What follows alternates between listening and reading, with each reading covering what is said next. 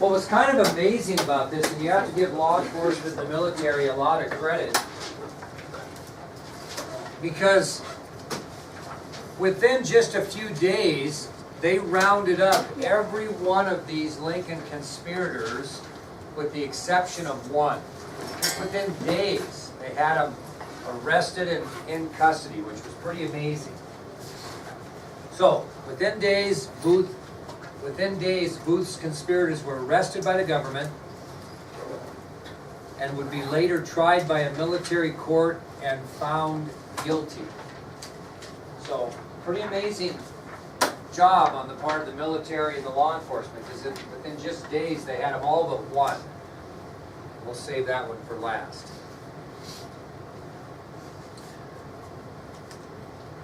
Well, on July 7th of 1865, less than 3 months after the Lincoln assassination,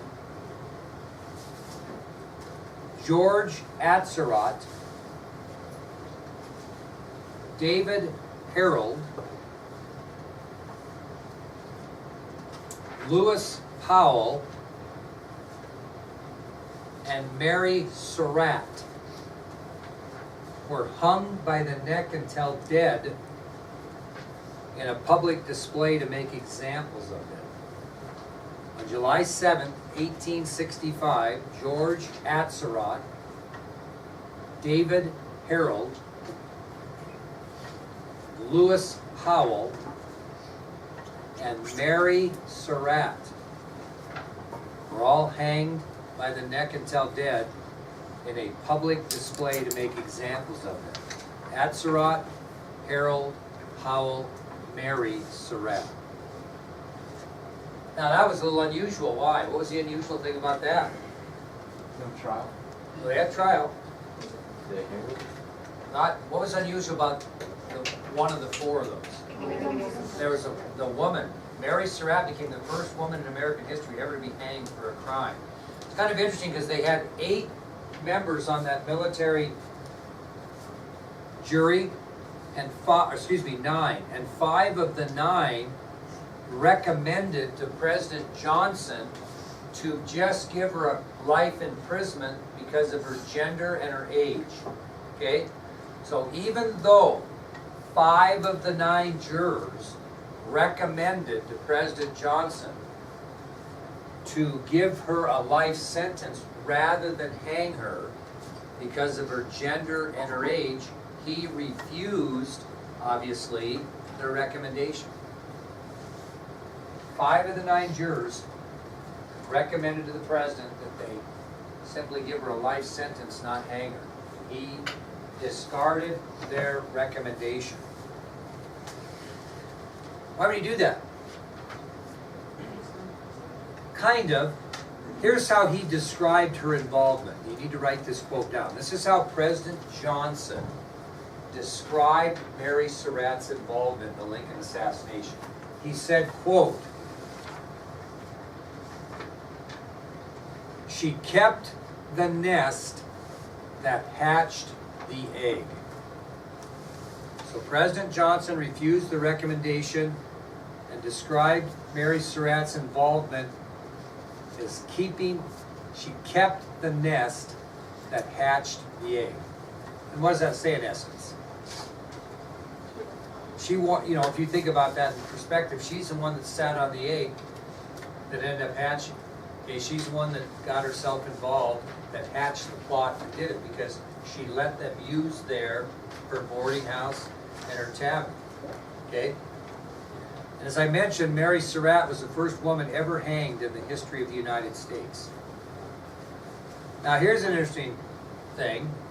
Lewis Powell had such a thick neck that when he dropped down through the gallows, his neck did not break, as kind of what's the plan there to kill him. And he hung there for 8 minutes before he suffocated or strangled to death. So he didn't get the idea behind a hanging is when you drop that person down by their neck with their hands and feet tied, that it breaks their neck and kills them fairly instantly, pain-free. His neck was so thick, that it didn't snap his neck when he hit the end of the rope, and basically he sat there for 8 minutes, jerking back and forth, and finally strangled to death after 8 minutes. That'd be not a great death, I wouldn't think. So those were the 4 that were given the death sentence as a result of their involvement in the assassination of Abraham Lincoln. And obviously Booth would have gotten the same thing. The following 3 men were given life terms in prison. Dr. Samuel Mudd, Samuel Arnold, and Michael O'Laughlin. Those 3 men were given life terms because they were involved. What was Arnold and O'Laughlin involved in only? The kidnapping plot. They weren't involved in the assassination. So because of that, they were not executed. They were given life sentences. And Dr. Mudd was given a life sentence simply for aiding the assassin. And really the weird thing about that, the military council or the military jury voted on whether he should hang or not, and he only escaped hanging by 1 vote. One more vote on those 9 that recommended he'd have hung too.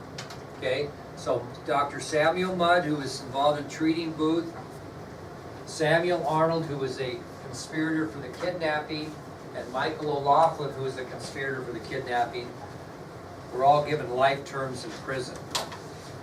And during the sentencing, Dr. Mudd missed being hanged by only 1 vote of that jury, which is pretty amazing.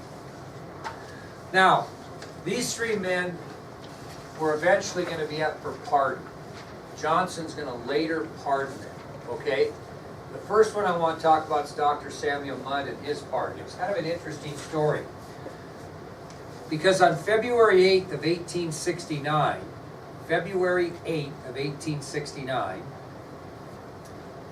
Dr. Mudd's wife received a letter from President Andrew Johnson. On February 8th of 1869, Dr. Mudd's wife received a letter from President Johnson. I'm going to read the letter to you. I don't need you to write it down. But just listen to it and tell me what the letter says, okay? This is a letter that Mrs. Mudd gets from President Johnson on February 8th of 1869. Dear Mrs. Mudd, as promised, I have drawn up a pardon for your husband, Dr. Samuel A. Mudd. Please come to my office at your earliest convenience. I wish to sign it in your presence and give it to you personally. Sincerely, Andrew Johnson, President of the United States of America. So what he has done is he's written up the pardon for him, but he wants her to come so she can witness him signing it in person.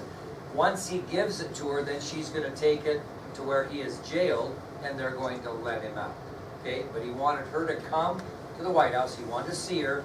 He wanted to sign the letter in her presence and give it to her. He did that. He sent the letter. She made the trip to the White House, received the pardon, and Dr. Samuel Mudd was officially released on March 8th of 1869, about exactly a month later. But he'd served a little time, hadn't he, prior to that? To 65, okay? But he was pardoned and released on March 8th, 1869. When was he officially pardoned? The day she picked up the letter, right? He was released on March 8th. So what did he do? What do you think Mudd did after he was released? Anybody want to take a shot at what he did? What did he do after he was released? Went back to somewhat normal life. What would you do? What? He went back to doctoring and lived the rest of his life on his farm where he had treated John Wilkes Booth. He just went back to normal life, re-upped his medical practice, tried to regain a reputation, and lived on his farm and farmed and did the medical thing for the rest of his life.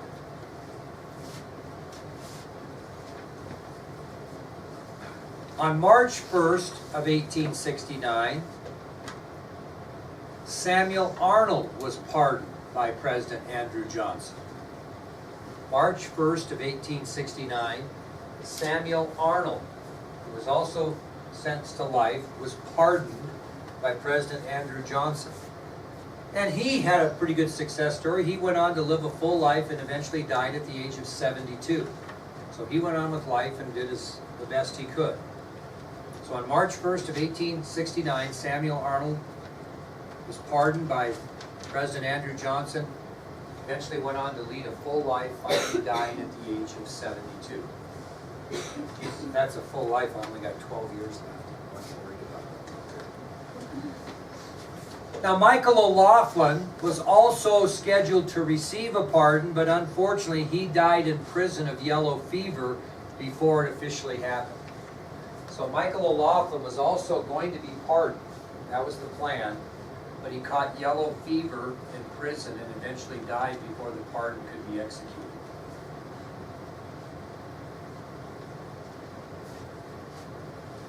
Who we missing? John Surratt Jr. And weirdly enough, we're missing another guy. Remember Edmund Spangler? What did he do? What was his part in this whole thing? Well, he was a drunken stagehand, but really what was his part? He held Booth's horse for not very long because he gave it to the peanut vendor. So what in the world could he have got himself in trouble for? Well, let me tell you. When Booth escaped out the back of the theater that night, Edward Spangler slapped an employee of Ford's Theater who had followed Booth out the back door and watched him ride off. So an employee of Ford's Theater went out the back door after Booth and watched him get on his horse and ride out. Well, Spangler met him out there and slapped him. And he said to him, you don't have to write this down, just get the context. He says, quote, "Don't say which way he went. Shut up. What do you know about it?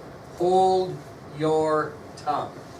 Well, when that came out that he had maybe kept a witness, from testifying or whatever, they gave him 6 years in prison for that statement. So he got 6 years in prison for slapping that employee who watched Booth ride off after he slapped him, saying, "Don't say which way he went, shut up. What you know about it, hold your tongue." He got 6 years in prison for that. Well, on March 1st of 1869, it seemed like these pardons were coming down about that time, right? Spangler was also pardoned by President Johnson. He did, he had a 6-year term and he served a little bit of it, but then he was pardoned. It was kind of an interesting story because after he was pardoned, Dr. Samuel Mudd gave him 5 acres of land off of his farm and told him to come and farm that land, and that's what he could do the rest of his life. Which he did. Unfortunately, his life ended. He died at the age of 50, which is pretty young. It's in 1875. But the point is, Spangler got pardoned. He went back and worked his 5 acres that Dr. Samuel Mudd gave him, dying at the age of 50 in 1875. So, who are we missing? John Surratt Jr. This is an interesting story because when the kidnapping plot turned into assassination, Surratt really didn't want to be around, so not long after that, before the president was ever killed, he fled to Canada. Matter of fact, John Surratt Jr. was in Canada the night that Lincoln was assassinated. He wasn't even in the country. But he knew after the assassination they'd become looking for him, right? Mainly because of his mother's involvement and the fact that he was involved in the kidnapping plot. So he kept on the move, and to keep from getting captured, he went from the United States to Canada, and then he went from Canada to England, and then he went from England to Rome, Italy, and eventually ended up in Egypt. So he jumped around trying to avoid capture. Again, he went from the United States to England. He went from England to Rome, Italy, and then he eventually went from Rome, Italy, clear to Egypt to try to avoid capture. But, Sage, guess what happened to him in Egypt? They found him, believe it or not, and extradited him or brought him back to the United States for trial. Well, they were you think this meant something to these people? They chased the guy from United States to Canada to England to Rome, Italy to Egypt. And finally captured the guy in Egypt and brought him back to the United States for trial. One kid in the other class said, well, how long did that take him? Well, his trial started on June 10th, 1867, so not that long, right? A little over 2 years it took to find the guy. And they brought him back for trial. Anybody know what happens in a trial? If Riley gets accused of a crime and she goes to trial and the lawyers give their closing arguments, what happens next? Okay, and what's the jury got to have to make this thing work? Well, they got all that, but when they go in and talk about everything they've heard, what do they got to do? They got to come out with what? A verdict. How do you get a verdict? What's a verdict in a trial? A unanimous decision, which means that every single one of the jurors either says guilty or not guilty. You can have situations where you have 8 jurors, and if one of them is not convinced the person's guilty, for example, that's what takes these juries so long to make a decision. Well, in this particular trial of John Surratt Jr., during most of that deliberation by the jury, 4 jurors thought he was guilty and 8 jurors thought he was not guilty. So they were a long ways apart. And after it goes on for so long and you can't get everybody on the same page one way or the other, what do they call that? Anybody know? Is it a botched jury? Yeah, but it's a better name.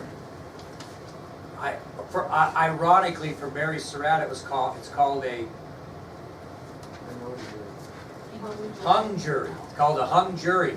And what happens in a hung jury, if you have a case and you can't get an unanimous decision one way or the other, the person's free. And that's what happened to John Surratt. They never could get the jury on the same page. And in the end, 4 thought he was guilty and 8 thought he was not guilty. So it was a hung jury, and he was found innocent, so to speak. Or not found innocent, but was released because the jury couldn't make up their mind. And he goes on and has a pretty successful life. He gets married. He and his wife have 7 children, and he becomes a teacher. That's what John Surratt Jr. did. Okay? So after he was released, he got married. He had 7 children, and he became a teacher. Now, who might you have questions about? I'm not remember. I know it was in the other class, Kendrick Capty, but I don't remember if anybody asking here. Who else are you wondering about what happened to them? Not a conspirator, but someone that screwed up. Who kind of screwed up in this deal? Isn't it Henry Ford since he wasn't a teenager? No? Boston Corbett? Well, yeah, they didn't.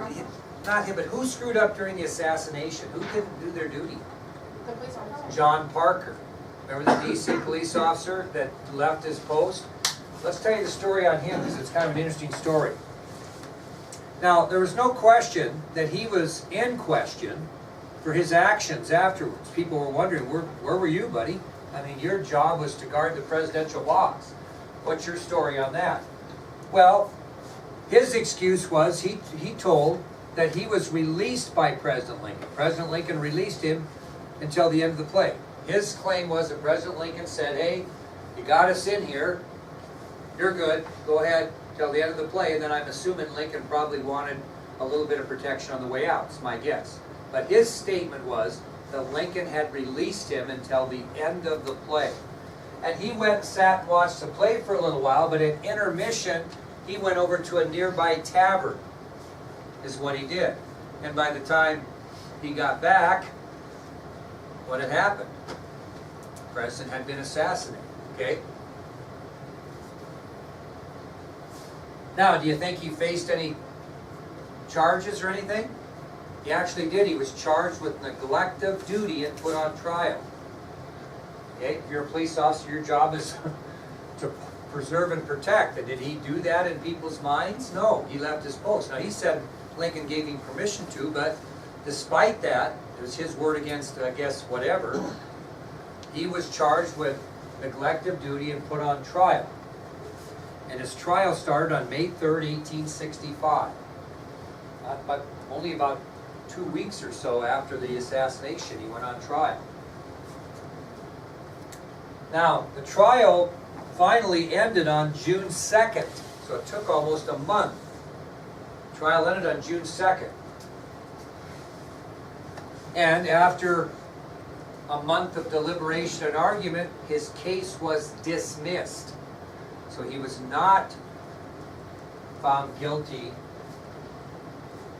of neglect of duty.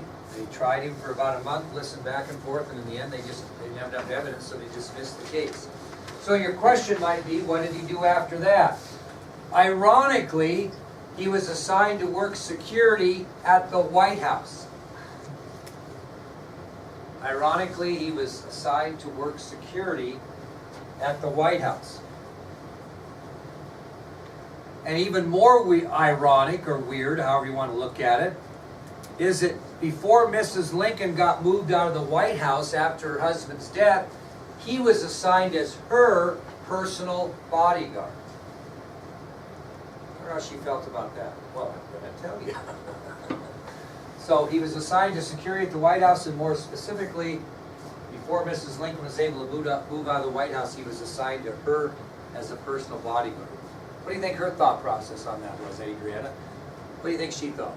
She probably didn't trust him that much. She didn't, and she didn't like him. And to be honest with you, Mrs. Lincoln was a little weird prior to the assassination, you know, Willie's death, and she was a little eccentric. But this assassination tipped her over. She never recovered mentally after this. She had some really strange quirks about her after this assassination. Suffered mentally, I think, till the day she died. But anyway, Mrs. Lincoln actually told John Parker that she would always believe that he was responsible for her husband's death.